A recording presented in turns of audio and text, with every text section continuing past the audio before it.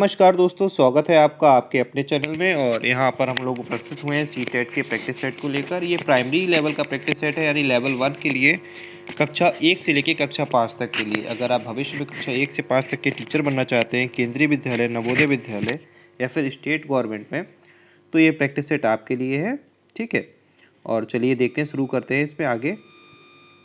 देखिए, इसमें बाल विकास, हिंदी, इंग्लिश और गणित और पर्यावरण के 30-30 प्रश्न हैं जो आपके एग्जाम में आएंगे।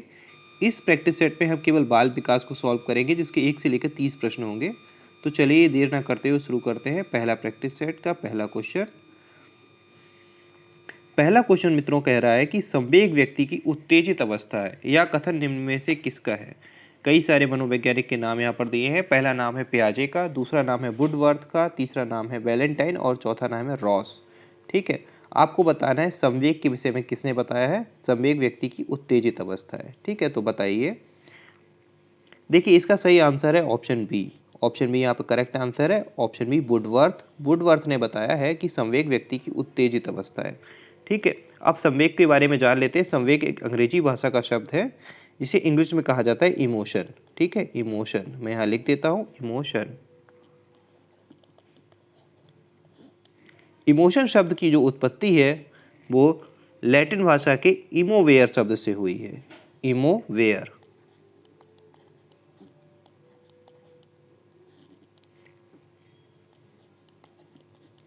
अब इमोवेयर शब्द का अर्थ क्या होता है? इमोवेयर शब्द का अर्थ होता है उत्तेजित होना। क्या होना? उत्तेजित होना।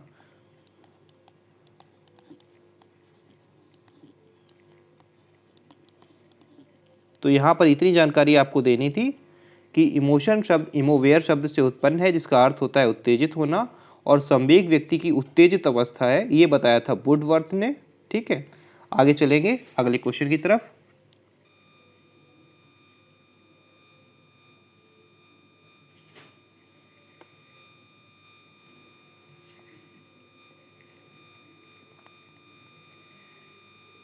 शैक्षिक विकास में मूल्यांकन का क्या अर्थ है? देखिए, क्या होता है कि मूल्यांकन यानी असेसमेंट क्या कहलाता है, क्या इसका अर्थ होता है ना।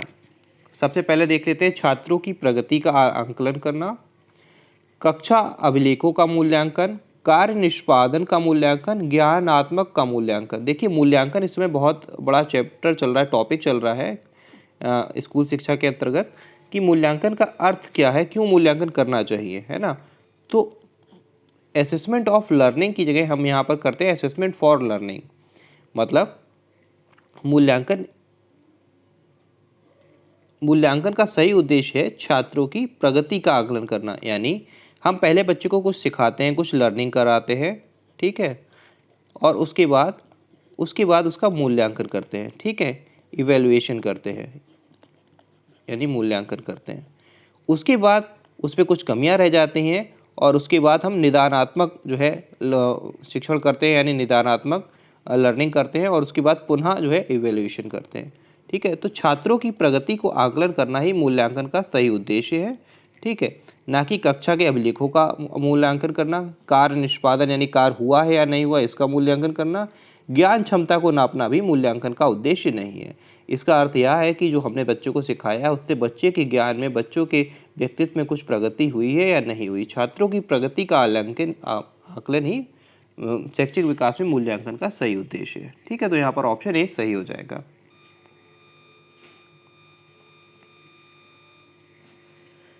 क्वेश्चन नंबर 3 कह रहा है संज्ञानात्मक विकास यानी कॉग्निटिव डेवलपमेंट के 4 चरण। इन्होंने यहाँ पर 4 अवस्थाएं दी हैं। पहली अवस्था है संवेदनात्मक अवस्था, दूसरी है पूर्व संक्रियात्मक अवस्था, तीसरी है मूर्त संक्रियात्मक अवस्था, और चौथी है औपचारिक जो है संक्रियात्मक अवस्था। ठीक है, इन्होंने 4 यहाँ पर अवस्थाएं दी हैं, और इसके बारे में पूछा है कि ये चारों के बारे में किसने बताया। तो ऑप्शन है हिलगार्ड द्वारा, स्टर्ट द्वारा, हार्लॉक द्वारा या पियाजे द्वारा। तो सही ऑप्शन है ऑप्शन डी। ठीक है, सही ऑप्शन है ऑप्शन डी, पियाजे। ये इसके बारे में बताया था पियाजे ने। ठीक है, क्या बताया था, पहले लिख देता हूं मैं यहाँ पर। पियाजे ने इसके बारे में बताया, और पियाजे ने इन चारों अवस्थाओं को बताया है। पहली है संवेदनात्मक अवस्था। ठीक है, जो पहली अवस्था है वो है संवेदनात्मक अवस्था, जो रहती है 0 से 2 वर्ष। दूसरी है 0 से 2 वर्ष संवेदनात्मक अवस्था, इसे व्यक्ति के जो है, दूसरी है पूर्व संक्रियात्मक अवस्था जो रहती है 2 से 7 वर्ष। तीसरी है मूर्त संक्रियात्मक अवस्था जिसमें व्यक्ति मूर्त चिंतन करना सीखता है, ये है 7 से 11 वर्ष। और चौथी है औपचारिक संक्रियात्मक अवस्था जो रहती है 11 से 15 वर्ष। तो यहां पर ऑप्शन डी सही हो जाएगा, ऑप्शन डी पियाजे द्वारा। ठीक है,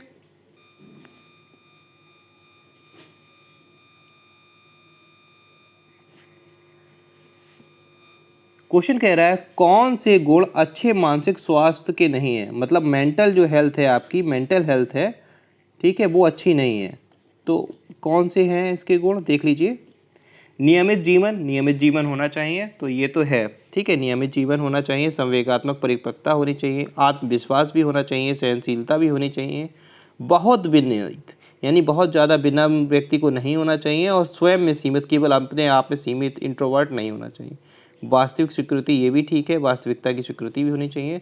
तो ये चीज़ है जो ऑप्शन डी, ये नहीं होना चाहिए, यही हमारा सही आंसर है कि व्यक्ति को बहुत विनीत नहीं होना चाहिए, बहुत ज़्यादा पोलाइट नहीं होना चाहिए, मानसिक अच्छा स्वास्थ्य नहीं दिखाता, और स्वयं में सीमित यानी इंट्रोवर्ट है ना, इंट्रोवर्ट पर्सनालिटी भी अच्छी नहीं मानी गई है। और बहुत ज़्यादा विनीत और स्वयं में मतलब सीमित, मतलब केवल अपने आप को देखने वाला, अपने तक ही सीमित रहने वाला व्यक्ति अच्छी मानसिकता का नहीं हो सकता। यहाँ पर ऑप्शन सी सही है, मानसिक स्वास्थ्य अच्छी नहीं है। ठीक है, तो ऑप्शन सी यहाँ पर सही हो जाएगा।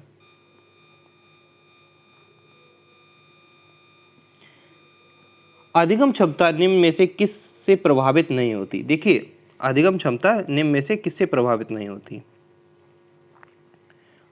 आनुवांशिकता, ऑप्शन बी वातावरण, ऑप्शन सी प्रशिक्षण, ऑप्शन डी है राष्ट्रीयता। तो जो लर्निंग है वो किससे प्रभावित नहीं होती, है ना? तो देखिए, लर्निंग का आनुवांशिकता पर भी असर पड़ता है, आनुवांशिकता का लर्निंग पे असर पड़ता है। ठीक है, आनुवांशिकता का लर्निंग पे असर पड़ता है। वातावरण कैसा है, आप कैसे वातावरण में जो है आप रह रहे हैं, सीख रहे हैं, तो उसका भी असर पड़ता है। प्रशिक्षण का तो बहुत असर पड़ता है। ये राष्ट्रीयता का कोई असर नहीं पड़ता, यानी आप हिंदुस्तान में हैं तो भी आपकी लर्निंग में वही इफेक्ट काम करेंगे, वही इसी तरीके से लर्निंग होगी। अमेरिका में है तो भी उसी तरीके से लर्निंग होगी। किस देश के निवासी हैं, ये राष्ट्रीयता का कोई फर्क नहीं पड़ता। तो ऑप्शन डी यहाँ पर सही है कि अधिगम को प्रभावित करने वाला कारक नहीं है, तो राष्ट्रीयता अधिगम को प्रभावित करने वाला कारक नहीं है।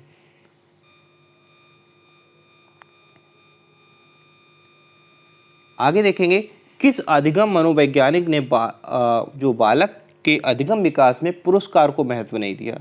देखिए, ज़्यादातर लोग यही समझते हैं कि जो है कि अगर बच्चा कुछ अच्छा कर रहा है तो हम उसको पुरस्कार देते हैं, कोई रिवॉर्ड देते हैं, पुनर्बलन देते हैं, तो उससे उसकी लर्निंग अच्छी होती है। अधिकतर मनोवैज्ञानिकों ने यह कहा है, अधिकतर टीचर्स का यही मानना है कि पुरस्कार देने से बच्चे की अधिगम विकास में फ़र्क पड़ता है, लर्निंग अच्छी होती है। लेकिन आपको यहाँ पर प्रश्न में पूछा रहा है कि कौन ऐसा मनोवैज्ञानिक है जिसने पुरस्कार को महत्व नहीं दिया है लर्निंग के अंदर? तो ऑप्शन है थॉर्नडाइक, पावलोव, स्किनर या गुथरी। देखिए मित्रों, इसका सही आंसर है गुथरी, ऑप्शन है। गुथरी ने अपनी जो थ्योरी है उसमें पुरस्कार को महत्व नहीं दिया है। ठीक है, गुथरी ने समीपता का सिद्धांत दिया था कि कौन सा सिद्धांत? समीपता।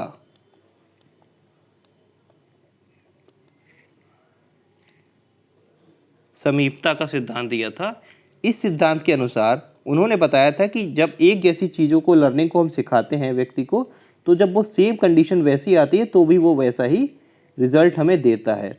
फॉर एग्जाम्पल, अगर हम मान लीजिए ट्रिग्नोमेट्री का कोई क्वेश्चन उसको सिखाते हैं sine theta plus cos theta वाला, और सेम इसी तरीके का क्वेश्चन व्यक्ति को हम जब पूछते हैं तो वो वही रिजल्ट हमें देगा जो हमने उसे पहले सिखा रखा है। ठीक है, तो इसमें इन्होंने बताया कि पुरस्कार का कोई विशेष महत्व नहीं पड़ता है। लर्निंग की जो समीपता है, जो हमने सिखाया है, उससे रिलेटेड जैसे चीज़ें उसके सामने प्रकट होती हैं तो वो वैसा ही रिजल्ट देता है। तो इन्होंने समीपता का सिद्धांत दिया है। ये काफ़ी पूछा भी जाता है कि समीपता का सिद्धांत जो है वो किसने दिया?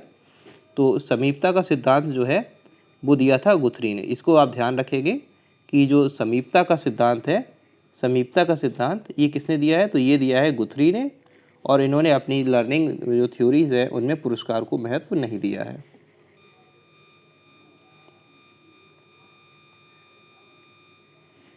निम्नलिखित में से एक से शिशु का अधिगम को सहायता नहीं मिलती, मतलब ये आपको बताना है कि कौन सा एक फैक्टर ऐसा है, यहाँ पर एक फैक्टर की बात हो रही है जिससे अधिगम में कोई सहायता व्यक्ति को नहीं मिलती। ठीक है, तो पहला है अनुकरण, अभिप्रेरणा, अनुकरण, अभिप्रेरणा, स्कूल का बस्ता या फिर पुरस्कार। ठीक है, तो बताइए किससे जो है अधिगम में सहायता नहीं मिलती बच्चे को। तो सही ऑप्शन हो जाएगा स्कूल का बस्ता। देखिए स्कूल के बस्ते से लर्निंग पे कोई प्रभाव नहीं पड़ता बच्चे की, स्कूल का बस्ता कैसा है कैसा नहीं है। बाकी अनुकरण करना बच्चा सीखता है, अनुकरण से बच्चा जल्दी सीखता है, अपने माता पिता का बच्चा अनुकरण करता है, मोटिवेशन बहुत रोल निभाता है और पुरस्कार भी रोल निभाता है। ठीक है, तो जो शिशु के अधिगम में सहायता नहीं प्राप्त करता है वो स्कूल का बस्ता, ऑप्शन सी।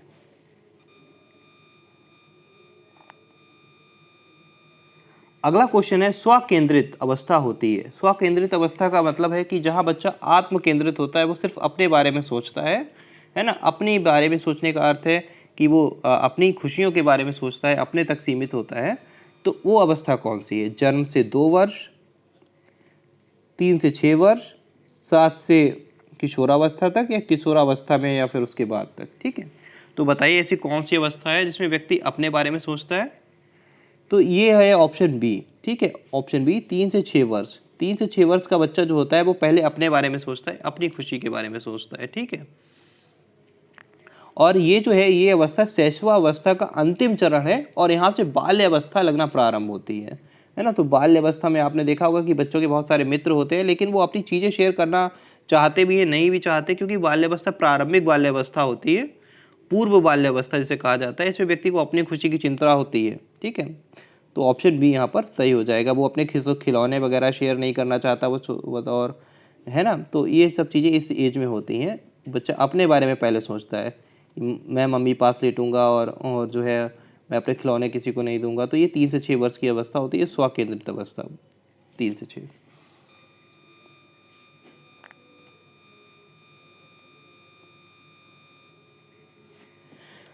अगला प्रश्न है माँ बाप के साय से बाहर निकलकर अपने साथी की संगत को पसंद करना, है ना, बालकों की संगत को।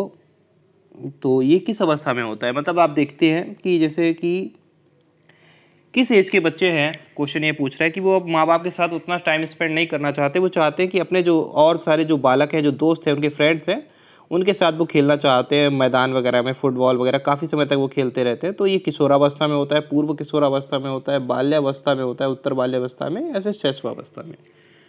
तो फटाफट इसका आंसर करिए। तो बच्चों ये है पूर्व किशोरावस्था। जब किशोरावस्था प्रारंभ होती है, इसका सही आंसर है पूर्व किशोरावस्था, ऑप्शन बी।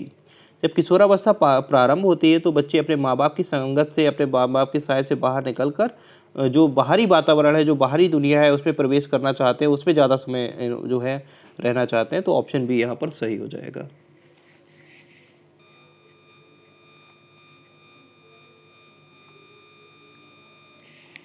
क्वेश्चन नंबर 10 कह रहा है सीखने के प्राथमिक मूलभूत नियम से संबंधित है। मतलब आपको बताना है कि जो प्राथमिक नियम जो दिए गए थे, किसने दिए थे? प्राथमिक नियम दिए थे थॉर्नडाइक ने, है ना। जो प्राथमिक नियम थॉर्नडाइक ने दिए हैं,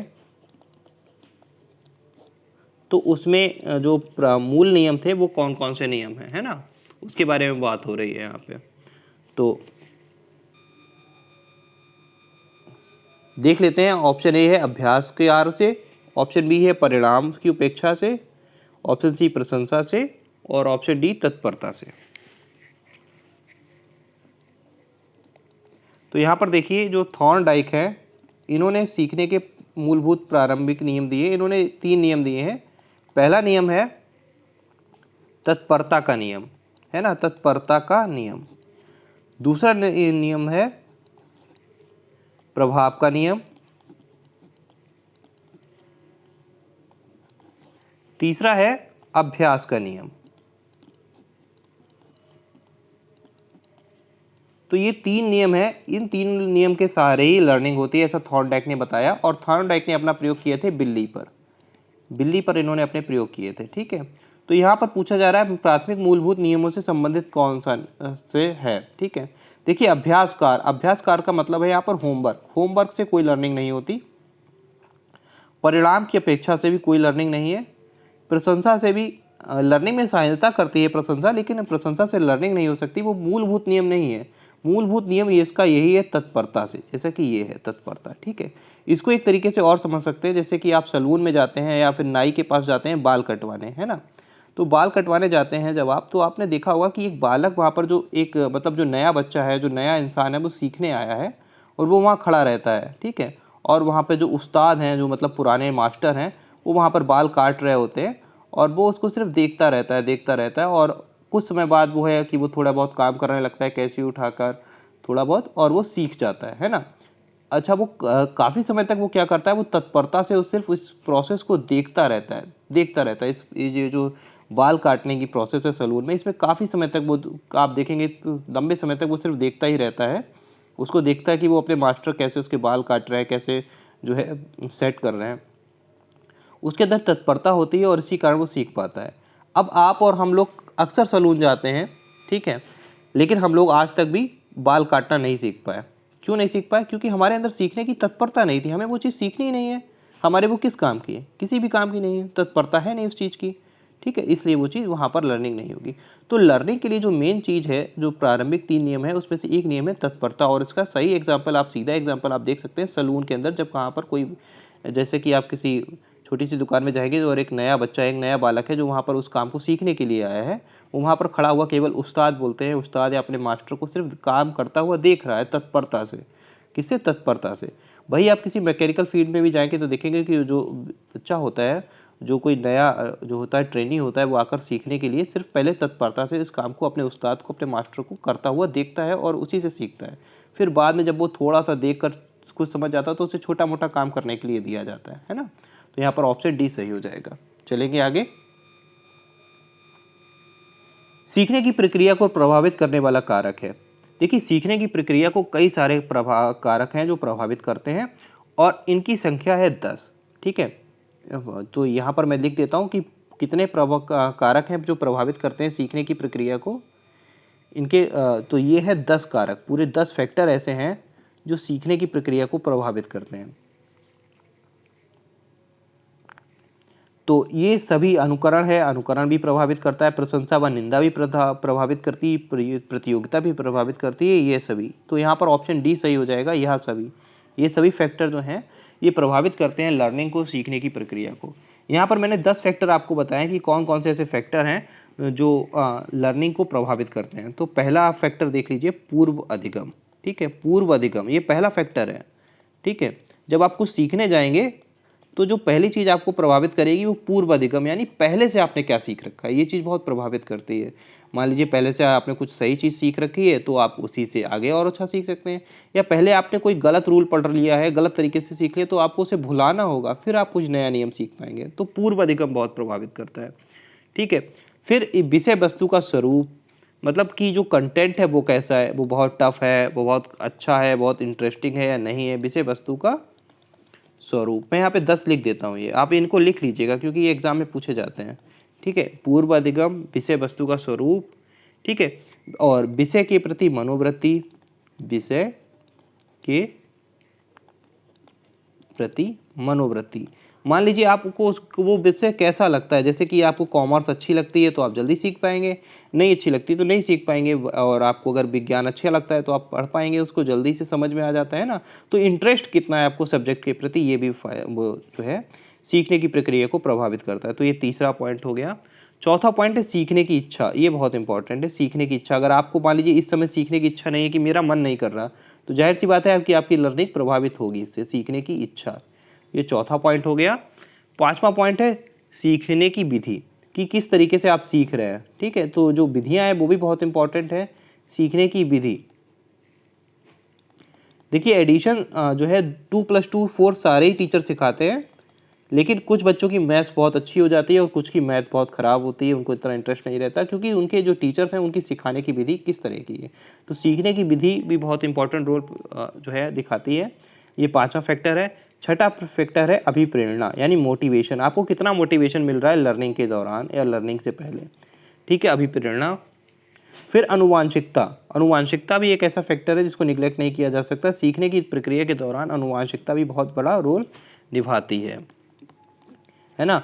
अगर आप किसी बुद्धिमान माता पिता की संतान है, किसी अच्छे जो हैं, तो वो आपकी लर्निंग उस तरीके से ही होती है। दूसरा है वातावरण। वातावरण भी बहुत इंपॉर्टेंट है। ये पूरे 10 फैक्टर हैं जो मिलके जो है सीखने की प्रक्रिया को प्रभावित करते हैं, कम या ज़्यादा। वातावरण कैसा है आप जहाँ पर सीख रहे हैं। फिर प्रशिक्षण, ठीक है, आपको किस तरीके से सिखाया जा रहा है, कैसा प्रशिक्षण या शिक्षण दिया जा रहा है। और लास्ट में 11वां पॉइंट है वो मैं यहाँ पर लिख दो, 10वां पॉइंट है वो मैं यहाँ पर लिख देता हूँ, वो है प्रशंसा व निंदा। तो ये प्रशंसा व निंदा भी जो है ये प्रभावित करती है। तो ये 10 मेन फैक्टर हैं, ये सभी प्रभावित करते हैं सीखने की प्रक्रिया को। तो यहाँ पर ऑप्शन हो जाएगा ये सभी। चलेंगे आगे। बालकों की सीखने में प्रेरणा को किस रूप में उपयोगी माना गया है ना। तो प्रेरणा जो है यानी मोटिवेशन है, उसको किस रूप में उपयोगी माना गया है। देखिए मोटिवेशन जो है वो 2 प्रकार का होता है, ठीक है। मोटिवेशन 2 प्रकार का होता है। यहाँ पर पहले मोटिवेशन की बात कर लेते हैं। मोटिवेशन 2 प्रकार का होता है। एक होता है पॉजिटिव मोटिवेशन, पॉजिटिव, और एक होता है निगेटिव, एक होता है निगेटिव। जैसे किसी को हम पुरस्कार दे रहे हैं तो ये पॉजिटिव मोटिवेशन है, और किसी को हम दंड दे रहे हैं, उसको डांट रहे हैं, उसकी बुराई कर रहे हैं कि तुम पढ़ते नहीं हो, कल से पढ़ के आना, इसको देखो ये कितना अच्छा पढ़ के आ रहा है, तो ये नेगेटिव मोटिवेशन है। कर हम उसको मोटिवेट ही रहे हैं पढ़ने के लिए, पर ये नेगेटिव मोटिवेशन है, ठीक है। जैसे कि देखो इसको देखो ये कितना अच्छा पढ़ के आता है, और तुम हो कि पढ़ नहीं पा रहे हो, अभी तक याद नहीं कर पाए, चैप्टर एक एक्सरसाइज नहीं करके आ रहे हो, होमवर्क नहीं करके आ रहे हो, तो ये नेगेटिव मोटिवेशन है। और अगर हम पॉजिटिव मोटिवेशन देते हैं, उसकी तारीफ करते हैं, उसको जो है रिवॉर्ड देते हैं, ये पॉजिटिव मोटिवेशन है। तो सीखने की प्रक्रिया में जो मोटिवेशन है वो किस रूप में उपयोगी है। बालक की व्यक्तित्व का आदर, पुरस्कार व दंड, प्रशंसा एवं भत्सना, या उपयुक्त सभी। सही आंसर है ऑप्शन डी, उपयुक्त सभी, ठीक है। उपयुक्त सभी तरीके से जो है मोटिवेशन उपयोगी है।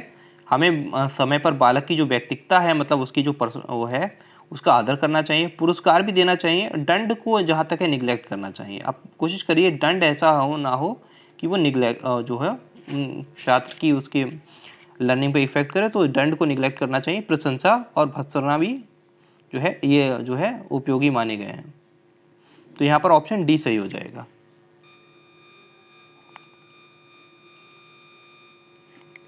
कक्षा में विद्यार्थी को अधिगम के लिए प्रेरित करने हेतु किस युक्ति का अनुप्रयोग आप नहीं करते, ठीक है। मतलब आप कौन सी अधिगम की जो है प्रेरित करने के लिए विद्यार्थी को युक्ति का प्रयोग आप नहीं करते हैं, उसके बारे में बताना है। पहला है छात्रों में स्वस्थ प्रतिस्पर्धा स्थापित करना। ये तो अच्छी बात है, ये तो आप करते हैं। उन्हें आत्मगौरव की अनुभूति कराना, ये भी आप करते हो। उनकी अत्यधिक प्रशंसा करना, ठीक है। और चौथा है गतिविधि आधारित शिक्षण अधिगम विधियों का अनुप्रयोग करें। तो कौन सा इसमें सही होगा, फटाफट बताइए। ये भी आप करते हो, है ना। गतिविधि आधारित शिक्षण तो कराते हैं। उनकी अत्यधिक प्रशंसा करना, अत्यधिक प्रशंसा, यहाँ पर देखिए अत्यधिक शब्द आ रहा है, तो अत्यधिक प्रशंसा किसी भी चीज़ की खराब है, तो ऑप्शन सी यहाँ पर सही हो जाएगा। इसका अनुप्रयोग आप नहीं करते, और ठीक है, इस युक्ति का प्रयोग हम नहीं करते किसी को अधिगम को प्रेरित करने के लिए, उसकी बहुत अधिक प्रशंसा नहीं करते। एक स्वस्थ कंपटीशन तो हम कराते हैं, ऑप्शन ए बिल्कुल सही है। ऑप्शन बी आत्मगौरव की अनुभूति भी कराते हैं, और गतिविधि आधारित शिक्षण भी कराते हैं। ऑप्शन सी है उनकी अत्यधिक प्रशंसा करना, ये सही नहीं है, ये हम नहीं करते। बुद्धि एवं सृजनात्मकता में किस प्रकार का सहसंबंध पाया गया, ठीक है। तो यहाँ पर बात हो रही इंटेलिजेंस की, यहाँ पर बात हो रही है इंटेलिजेंस की और क्रिएटिविटी की।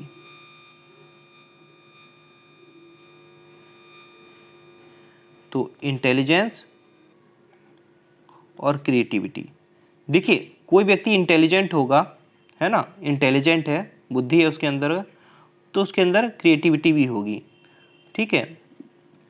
और अगर व्यक्ति क्रिएटिव है तो जाहिर सी बात है वो बुद्धिमान है, और अगर बुद्धि कम है तो जाहिर सी बात है वो क्रिएटिविटी भी कम होगी। तो इनके बीच में एक जो संबंध पाया जाता है कि एक चीज़ को बढ़ने पर दूसरी चीज़ भी बढ़ती है, और एक चीज़ के कम होने पर दूसरी चीज़ भी कम होती है। तो बुद्धि, इंटेलिजेंस और क्रिएटिविटी के बीच जो रिलेशन है वो पॉजिटिव है, धनात्मक है। ऑप्शन ए यहाँ पर सही हो जाएगा।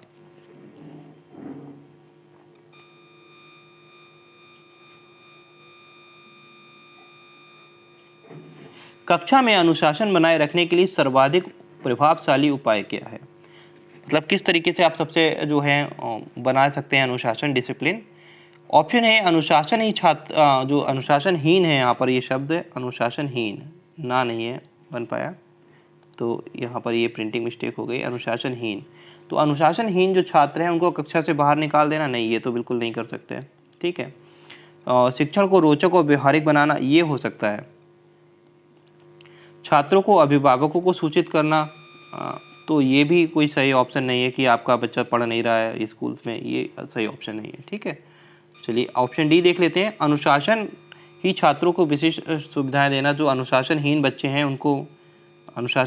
उनको विशिष्ट सुविधाएं देना, तो ये भी नहीं है, ठीक है। तो इसका सही ऑप्शन ये हो जाएगा कि अगर बच्चा, देखिए क्या है ना, यही सही तरीका है। ये आपसे इंटरव्यू, केवीएस में इंटरव्यू में भी पूछ सकते हैं कि अगर बच्चा क्लास में शोर मचा रहा है तो इसका क्या अर्थ है।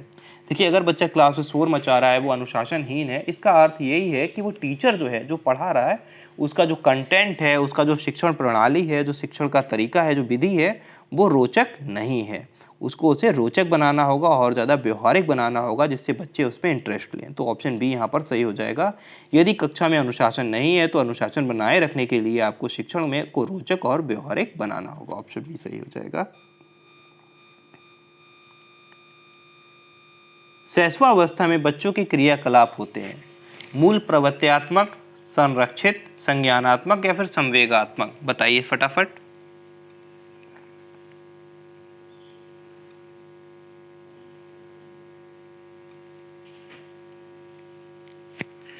तो देखिए जो शैशवावस्था होती है ना, वो उसमें बच्चों के जो व्यवहार होते हैं, जो क्रियाकलाप होते हैं, वो मूल प्रवृत्त्यात्मक होते हैं, ठीक है। तो यहाँ पर ऑप्शन ए सही होगा।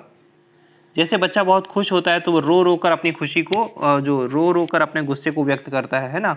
गुस्सा आता है तो वो जो है अपना रोता है, खुश होता है तो हंसता है। तो इस तरीके से मूल जो प्रवृत्ति है उसके आधार पर उसका व्यवहार होता है। तो ऑप्शन ए यहाँ पर सही हो जाएगा।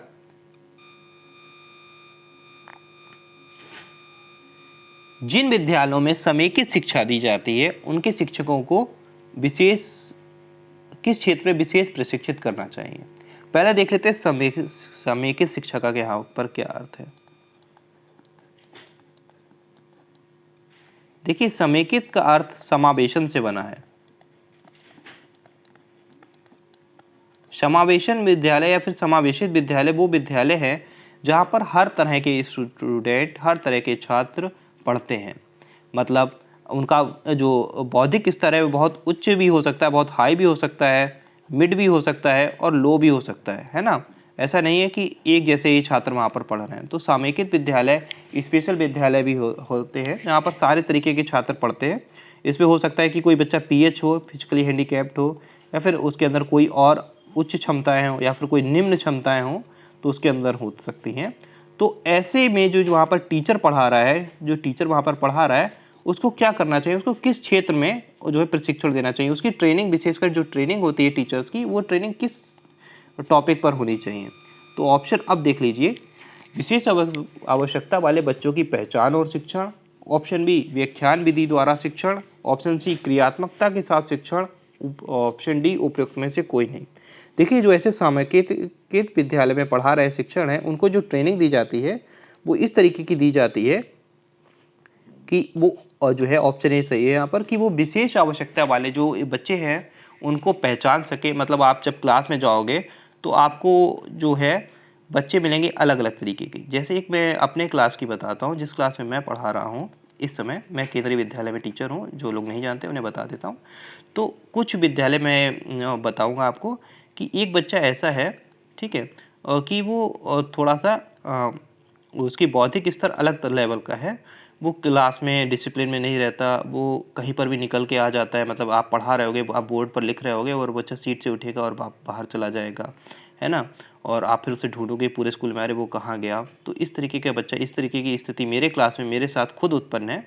तो ऐसे बच्चों को आपको क्या करना चाहिए, ऐसे बच्चों की आपको पहचान करनी होगी सबसे पहले तो, कि आपके क्लास में ऐसा कोई बच्चा है और उसको अलग तरीके से शिक्षण देना चाहिए। जैसे मैं उस बच्चे को 1 2 3 सिखाता हूँ ड्राइंग करा के, कि बच्चों चलो अच्छा अपनी कॉपी निकाल लो और आप जो है इस पर लिखना सीखो, मतलब कलर से वो 1 बनाता है, 2 बनाता है, 3 बनाता है, उसको ऐसा लगना चाहिए कि वो आर्ट कर रहा है, वो पेंटिंग कर रहा है, वो मैथ्स नहीं पढ़ रहा। ठीक है, इस तरीके का शिक्षण उसे देना चाहिए। और सबसे पहली बात है, उसको पहचानना आपको पड़ेगा। तो ऑप्शन ए यहाँ पर सही है, विशेष आवश्यकता वाले जो बच्चे हैं उनको पहचानना और उनका शिक्षण करना। ठीक है,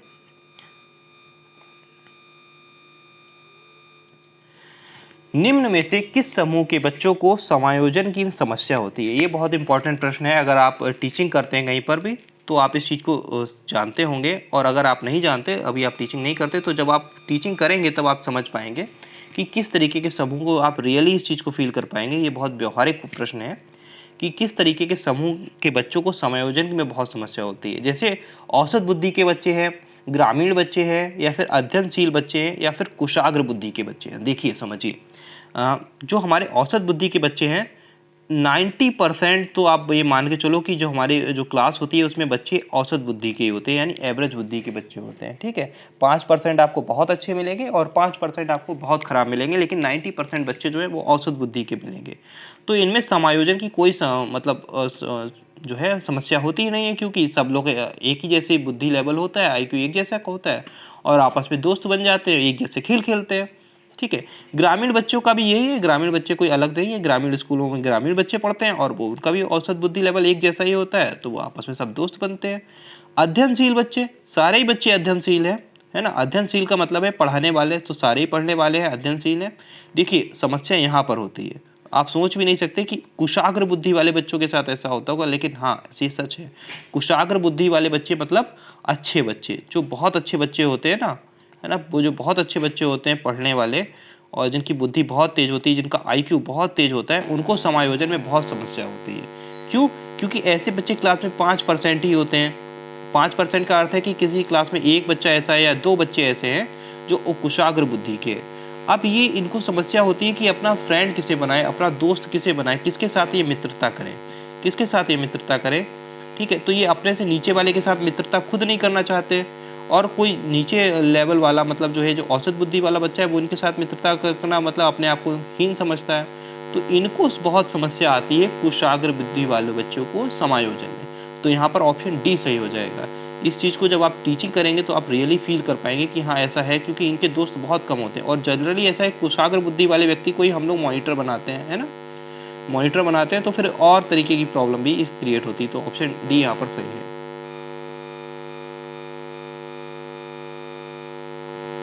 किसी शिक्षक को यदि लगता है कि उसका एक विद्यार्थी जो पहले विषय वस्तु को भली प्रकार से सीख रहा था उसमें स्थिरता आ गई है, शिक्षक को इसे क्या समझना चाहिए? ठीक है, मतलब ये समझ लीजिए प्रश्न क्या कह रहा है। प्रश्न ये कह रहा है कि एक बच्चा जो था वो पहले लर्निंग तो बहुत अच्छी कर रहा था, ठीक है, अब वो उतनी अच्छी लर्निंग नहीं कर पा रहा। पहले लर्निंग वो सही कर रहा था, उसके बाद अब उस पर स्थिरता आ गई है थोड़ा सा।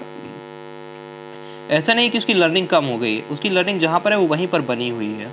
ठीक है, तो इसे क्या समझना चाहिए? सीखने की प्रक्रिया का स्वाभाविक स्थिति मानना चाहिए, विषय की स्पष्टता से पढ़ाना चाहिए, विद्यार्थी को प्रेरित करना चाहिए, उपचारात्मक शिक्षण करना चाहिए। देखिए उपचारात्मक शिक्षण कब करा जाता है, पहले मैं इसके बारे में आपको बता दूं। उपचारात्मक शिक्षण तब करते हैं जब हमें व्यक्तियों की कमियों का पता चल जाता है, या हम समझ जाते हैं कि अच्छा इस व्यक्ति को ये प्रॉब्लम, ये टॉपिक में ये प्रॉब्लम है, तो हम उपचारात्मक शिक्षण करते हैं। ठीक है, जब हमें उसकी जो है उसकी कमी का पता चल जाता है, उसके रोग का पता चल जाता है ना, जब आपको रोग पता चल जाता है तभी तो आप उपचार करते हो। तो उपचारात्मक शिक्षण तब किया जाता है जब हमें रोग पता चल जाता है। विद्यार्थी को प्रेरित करना, अरे विद्यार्थी को तब प्रेरित करा जाता है जब वो डिमोटिवेट हो, है ना। विषय को स्पष्टता से पढ़ाना चाहिए, विषय तो आप पहले से वैसे ही पढ़ा रहे हो जैसे आप पढ़ाते आ रहे हो, है ना। पहले तो वो सीख रहा था, तो अब उसके अंदर जो रुकावट आई, जो स्थिरता आई, वो क्यों आई है? क्योंकि ये सीखने की एक नॉर्मल प्रोसेस है। हम लगातार नहीं, ऐसे सीखने का ग्राफ कभी ऐसे नहीं जाता है, सीखने का ग्राफ हमेशा ऐसे जाता है ना। और जो पठार बनते हैं इन्हें सीखने का प्लेटो बोलते हैं। तो इसे क्या मानना चाहिए? इसे सीखने की प्रक्रिया का स्वाभाविक स्थिति माननी चाहिए। जब आप सीख रहे होगे तो आपकी लर्निंग ऐसे जाएगी, फिर कुछ समय स्थिरता आएगी, फिर आपकी लर्निंग बढ़ेगी, फिर स्थिरता आएगी, फिर लर्निंग बढ़ेगी, फिर स्थिरता आएगी। तो जो लर्निंग का ग्राफ है वो कभी सीधा स्ट्रेट नहीं जाता, उसमें स्थिरता आती रहती है। तो एक शिक्षक को ये बात को समझना चाहिए कि जो हमारी लर्निंग है वो कभी सीधी नहीं जाती, उसमें स्थिरता आती रहती है, और ये एक सीखने की स्वाभाविक प्रक्रिया है। तो एक शिक्षक, एक अच्छा शिक्षक ये जानता है कि ये जो सीखना है ये सीखने की स्वाभाविक प्रक्रिया है, कि इसमें स्थिरता आ जाती है। तो यहाँ पर ऑप्शन ए सही हो जाएगा। अपनी कक्षा के विद्यार्थी की प्रवृत्ति को यदि शिक्षक बदलना चाहे, देखिए मान लीजिए कोई एक बच्चा है ना, कोई एक बच्चा है,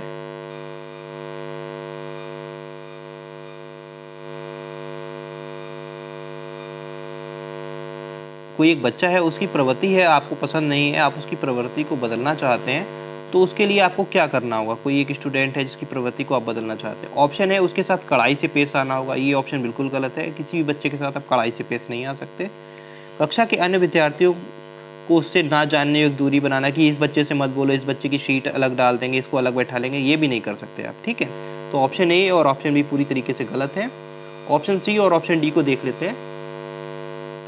विद्यार्थी को पढ़ने के लिए प्रेरित करना होगा। अरे बच्चा पढ़ तो पहले से ही रहा है, पढ़ने की तो कोई बात ही नहीं हो रही, उसकी प्रवृत्ति को बदलने की बात हो रही है। उसके समूह के सदस्यों की प्रवृत्ति को बदलना होगा। ये ऑप्शन बिल्कुल सही है, ऑप्शन सी यहाँ पर सही है कि उसके समूह की प्रवृत्ति को हमें बदलना होगा। देखिए कोई बच्चा एक एक्टिविटी करता है, मान लीजिए यहाँ पर एक बच्चा है, एक स्टूडेंट है, और वो क्या करता है, जब आपकी जो छुट्टी होती है, स्कूल में विद्यालय की छुट्टी होती है, तो टीचर्स बच्चों को गेट तक छोड़ने आते हैं। केंद्रीय विद्यालय में ये नियम है, अगर आप नहीं जानते तो आपको पता होना चाहिए कि जो टीचर है वो विद्यालय के गेट तक बच्चे लाइन लगा कर आते हैं, और टीचर यहाँ पर गेट पर भी रहता है। एक या दो टीचर की ड्यूटी रहती है, सबकी नहीं, कि बच्चे बस साइड से निकल जाएं, और गार्ड वगैरह वो सब चीज़ें होती हैं। तो इसमें क्या होता है, मान लीजिए कोई एक बच्चा है वो स्कूल से भाग जाता है, मतलब वो लाइन से नहीं निकलता, वो जल्दी से चला जाता है, तो आपको इसकी इस प्रवृत्ति को बदलना है कि बच्चा ऐसे नहीं जाना है आपको। तो आपको क्या करना होगा, उसके समूह की प्रवृत्ति को बदलना होगा। मतलब ये एक बच्चा नहीं कर रहा है, ये पूरा उसका ग्रुप कर रहा होगा, इसके पीछे उसका पूरा ग्रुप होगा, है ना, जो 2 से 3 बच्चों का होगा, कि वो भी भाग रहे होंगे या वो प्लान बनाते होंगे। हो सकता है कि उस प्लान को केवल यही बच्चा एग्जाम कर रहा हो, लेकिन ऐसा होता है कि कोई भी बच्चा ये जो एक्टिविटी परफॉर्म करता है इस एज का, तो वो ग्रुप में करता है। तो अगर हमें उसकी एक प्रवृत्ति को बदलना है तो हमें पूरे समूह की प्रवृत्ति को बदलना होगा। मान लीजिए इसी का एक दूसरा एग्जाम्पल लीजिए, एग्जाम्पल नंबर 2 से समझ लेते हैं। ये एक बच्चा है जो बहुत बातें कर रहा है, अब आपको उसकी बात करने की प्रवृत्ति को बदलना है।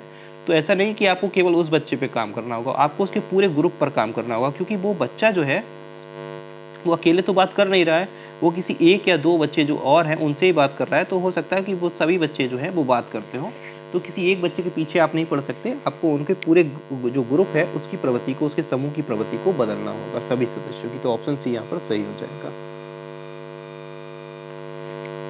क्वेश्चन नंबर 21 देखते हैं। विकास का वही संबंध परिपक्वता से है जो उद्दीपन का है। किससे?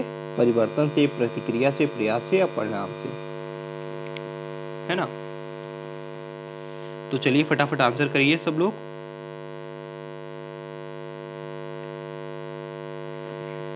देखिए विकास का क्या अर्थ होता है। विकास, जैसे जैसे बच्चे का विकास होता है वो किस तरफ जो है बढ़ता है, जैसे जैसे बच्चे का विकास होता है तो वो आगे परिपक्वता की तरफ बढ़ता है। इसका जो अंत में रिजल्ट आता है वो मैच्योरिटी है, परिपक्वता है, ठीक है।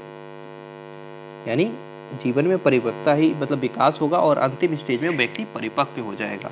उसी प्रकार उद्दीपन है, उद्दीपन का अर्थ होता है जो है कि किसी भी काम की प्रक्रिया को कराना, ठीक है। तो उद्दीपन का जो संबंध है वो प्रतिक्रिया से है, ऑप्शन बी।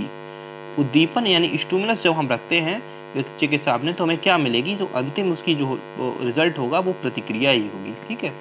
तो ऑप्शन बी यहाँ पर सही हो जाएगा। बिना उद्दीपन के प्रतिक्रिया होना या प्रक्रिया होना बहुत मुश्किल है।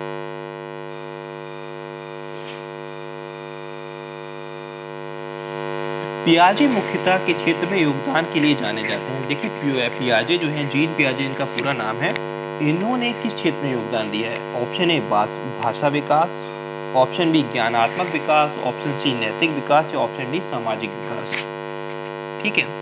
तो जो पियाजे का मेन रोल है वो ऑप्शन बी ज्ञानात्मक विकास में। इन्होंने ज्ञानात्मक विकास यानी कॉग्निटिव डेवलपमेंट के बारे में बताया। इन्होंने इसके 4 चरण बताए हैं बच्चों, ठीक है। पहला है संवेदनात्मक, मैं यहाँ लिख देता हूँ संवेदनात्मक, ठीक है। ये चरण इन्होंने बताया है 0 से 2 वर्ष इसमें। और उसके बाद है पूर्व संक्रियात्मक, ये आप याद कर लीजिएगा क्योंकि ये चारों चरण पूछे जाते हैं किस से किस वर्ष से, 2 से 7 वर्ष। मूर्त संक्रियात्मक,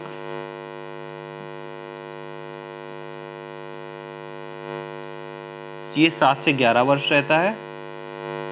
और अंतिम है औपचारिक।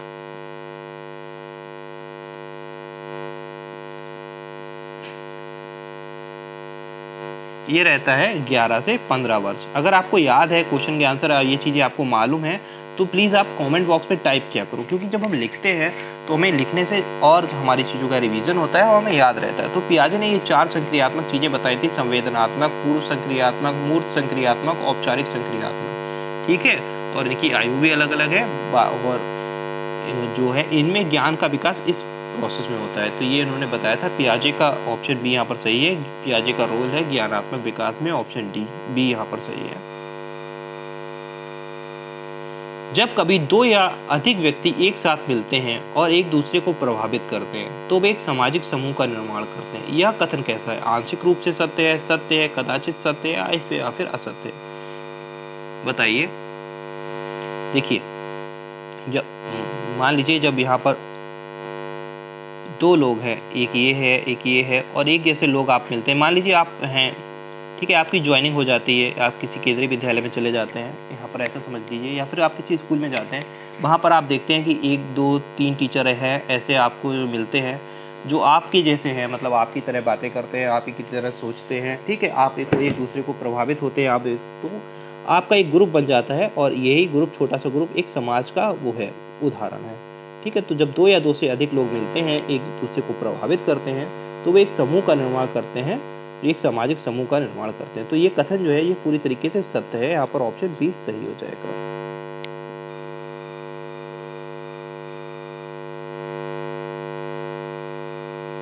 देखिए, शिक्षण प्रक्रिया में निम्न में से किसका भली प्रकार ध्यान रखना चाहिए?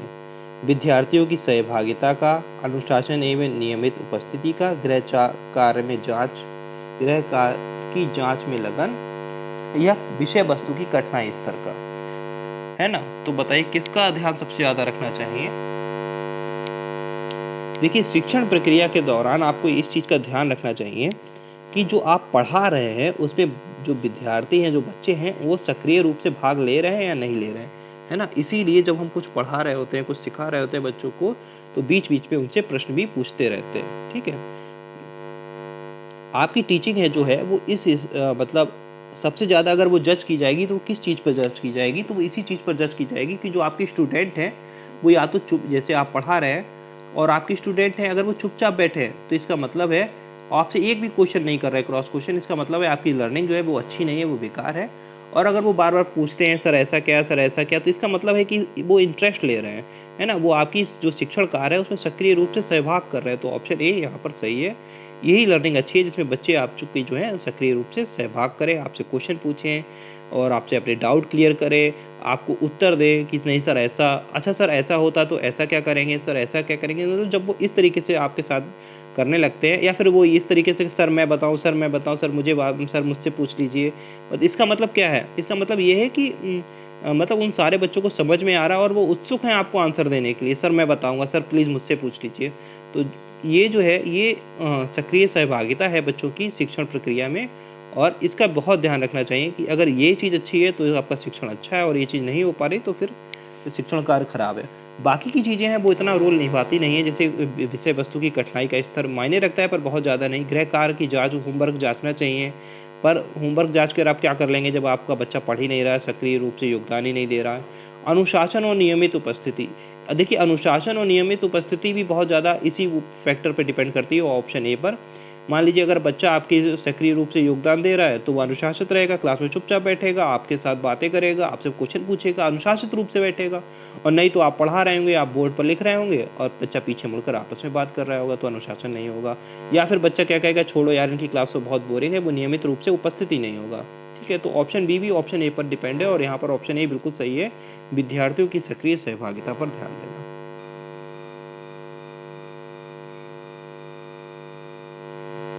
बच्चों के सामाजिक विकास में किसका महत्व सबसे ज़्यादा है? देखिए संचार माध्यम का। देखिए संचार माध्यम से बच्चे एक दूसरे से कनेक्ट नहीं रहते हैं, है ना? छोटे बच्चे हैं, संचार माध्यम का क्या करेंगे? संचार माध्यम से, या फिर दिनचर्या। दिनचर्या तो सारे बच्चों की लगभग एक ही समान होती है कि वो 8 बजे स्कूल जाएंगे, 2 बजे स्कूल से छूटेंगे, है ना? तो दिनचर्या तो लगभग बाल साहित्य इम्पॉर्टेंट होता है, लेकिन सबसे ज़्यादा यहाँ पर इम्पॉर्टेंट है जो है जो सामाजिक विकास में रोल प्ले करता है वो है खेल, है ना। बच्चों के सामाजिक विकास में सबसे ज़्यादा महत्व होता है खेल का। ऑप्शन ए यहाँ पर बिल्कुल सही है। आपने देखा होगा कि जब बच्चे खेल खेलते हैं, खुश हो जाते हैं, उनमें ग्रुप बन जाते हैं, और वो मान लीजिए एक बच्चा है, उसकी थोड़ी देर पहले एक दूसरे बच्चे से लड़ाई हो जाती है ना, और वो थोड़ी देर बाद लेकिन आप फिर देखते हैं कि थोड़ी देर बाद वो एक दूसरे को खेलने लगता है, और वो जब खेल रहा होता है ना, तो इस खेल के कारण वो पुनः मित्र बन जाते हैं। ठीक है, पुनः मित्र बन जाते हैं, उस बात को भूल जाते हैं कि मेरी पहले लड़ाई भी हुई थी। ठीक है, तो खेल जो है वो बच्चों को समूह में जोड़ता है, सामाजिक विकास करता है, तो ऑप्शन ए यहाँ पर बिल्कुल सही हो जाएगा। क्वेश्चन नंबर 26, बात हो रही है भाटिया बैटरी की। भाटिया बैटरी जो है ये किसका परीक्षण करती है? फटाफट आंसर करिए। भाटिया बैटरी, ऑप्शन है व्यक्तित्व, बुद्धि, सृजनात्मकता या फिर अभिवृद्धि।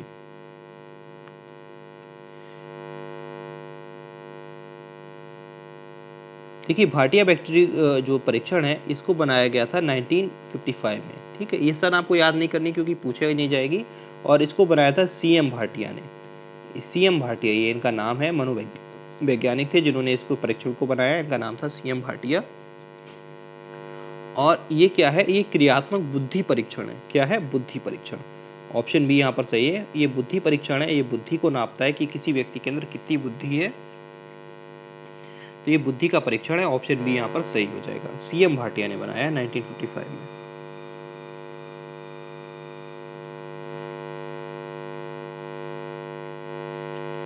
कोहलबर्ग जो है, इनका जो विकास का सिद्धांत है वो किससे संबंधित है? भाषा विकास से, ज्ञानात्मक विकास से, नैतिक विकास से या फिर सामाजिक विकास से?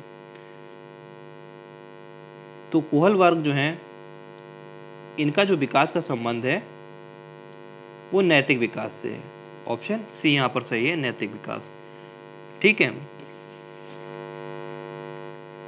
इन्होंने क्या किया था? इन्होंने 10 से 16 वर्ष के जो बच्चे थे उनका अध्ययन किया और उनमें नैतिक विकास के बारे में बताया कि बच्चों का नैतिक विकास कैसे कैसे होता है, वो कैसे कैसे वो चीज़ों को सीखते हैं।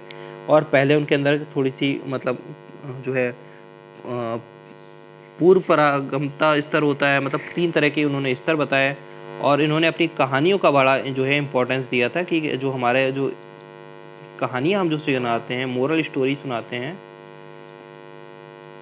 उससे बच्चे का नैतिक विकास में बहुत योगदान होता है। तो ऑप्शन बी यहाँ पर सही है। कोहलबर्ग किससे संबंधित है? नैतिक विकास से।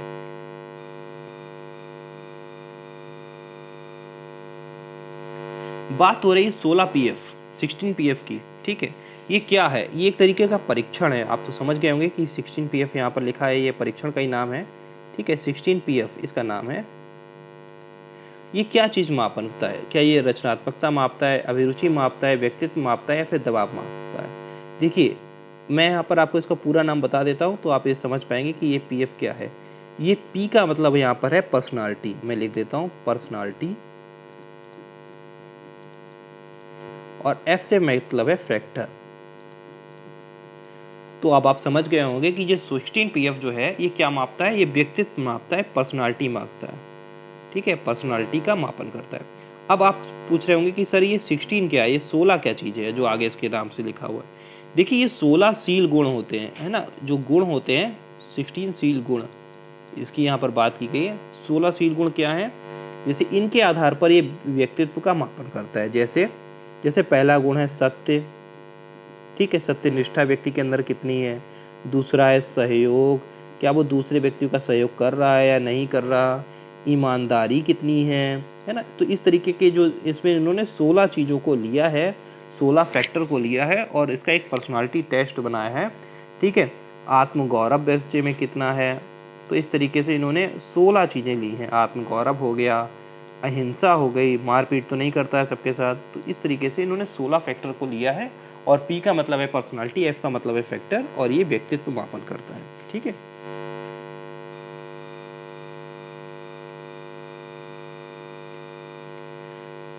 बुद्धि के तरल मोजेक मॉडल को किसने दिया? यहाँ पर बात हो रही है बुद्धि के तरल मोजेक मॉडल की। किसने दिया? कैटल ने, गिलफोर्ड ने, स्थर्न ने, स्पीयरमैन ने। ठीक है, फटाफट बताइए। तो देखिए, कैटल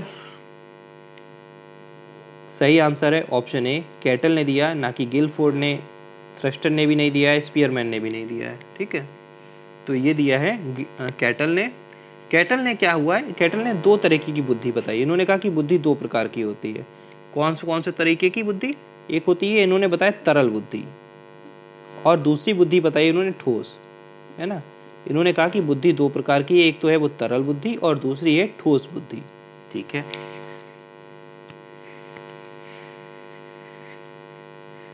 अब देख लेते हैं ये तरल बुद्धि क्या करती है और ठोस बुद्धि क्या करती है। ठीक है, देखिए तरल बुद्धि क्या है? तरल बुद्धि का अर्थ है तर्क, ता से तरल ता से तर्क। ठीक है, ऐसे समझ लीजिए, ता से तरल ता से तर्क, तर्क के आधार पर समस्या समाधान, तर्क के आधार पर समस्या समाधान, है ना। आप जो समस्या समाधान करते हैं वो तर्क के आधार पर करते हैं, और ये आपकी तरल जो बुद्धि है उसके कारण होता है। ठीक है, ठोस बुद्धि क्या करती है? ठोस बुद्धि के दौरान जो है आप शिक्षण प्रशिक्षण अनुभव पे आधारित है उसका जो है सीख पाते हैं। तो जो आप शिक्षण प्रशिक्षण लेते हैं अनुभव के आधार पर शिक्षण प्रशिक्षण, तो ये लेते हैं आप ठोस बुद्धि के आधार पर। ठीक है, ठोस बुद्धि जितनी आपके अंदर है, और समस्या समाधान जो तर्क के आधार पर आप करते हैं ये तरल बुद्धि के कारण करते हैं। तो ये इन्होंने बताया था किसने? कैटल ने। और इन्होंने बताया कि बुद्धि दो प्रकार की होती है, एक होती है तरल बुद्धि, एक होती है ठोस बुद्धि। तरल बुद्धि के आधार पर, तरल बुद्धि की मतलब सहायता से हम तर्क के आधार पर जो है समस्या का समाधान करते हैं। ठोस बुद्धि जो है हमारी, उसके आधार पर हम प्रशिक्षण और शिक्षण लेते हैं अनुभव के आधार पर। ठीक है,